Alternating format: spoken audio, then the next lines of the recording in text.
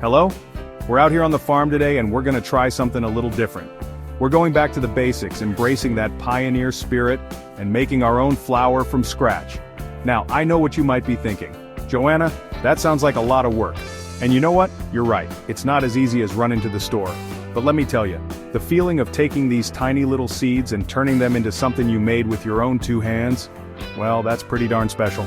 Growing wheat and making flour at home is easier than you might think. Here's a simple breakdown. First things first, we gotta choose the right kind of wheat. If you're planting in the spring, you'll want to go with spring wheat. It's ready to harvest in the late summer. If it's fall and you're itching to get those seeds in the ground, then winter wheat is your friend. Plant it before the frost hits, and you'll be harvesting by early summer. Wheat loves sunshine, so find a nice sunny spot in your garden. The soil needs to drain well, we don't want our seeds drowning. Now, just like we give our kitchens a good cleaning before we start baking, we gotta prep this soil. Loosen it up with a garden fork, and if it needs a little something extra, mix in some good old compost. Time to plant! Sprinkle those wheat seeds nice and even over the soil, like you're sprinkling chocolate chips on a fresh batch of cookies. Now we'll gently rake them in, just about an inch deep.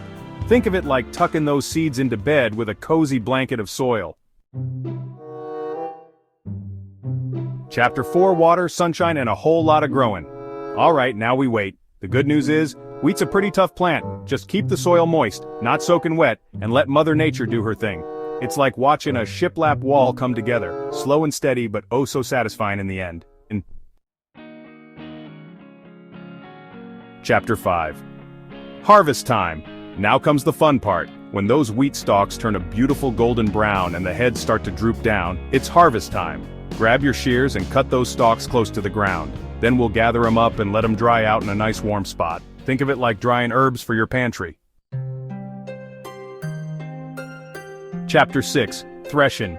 Separating the wheat from the chaff. Time to separate those precious grains from the stalks. This is called threshing. You can do it the old-fashioned way by rubbing the wheat heads together or gently beating them. Or if you're feeling a little fancy, you can use a thresher. Either way, it's pretty satisfying seeing all those grains come loose. Chapter 7. Winnowing. Let the wind be your helper. Now we're going to use the power of the wind to get rid of those pesky husks. This is called winnowing. Pour the grains from one container to another on a breezy day or use a fan to blow away the chaff. It's like magic, watching those golden grains fall while the husks just fly away. Chapter 8. From grain to flour, time to grind. This is where the real transformation happens. Pour your cleaned wheat grains into a blender, food processor, or if you're lucky enough to have one, a grain mill. We're looking for a nice, fine flour, so keep an eye on it and grind until it's just right. Chapter 9. Sifting, the final touch. This last step is optional, but if you want a super smooth flour for bacon, you can sift it through a fine mesh sieve. This gets rid of any larger pieces and gives you the most beautiful, homemade flour you've ever seen. Outro homemade goodness, enjoy your harvest. Now you have fresh homemade flour.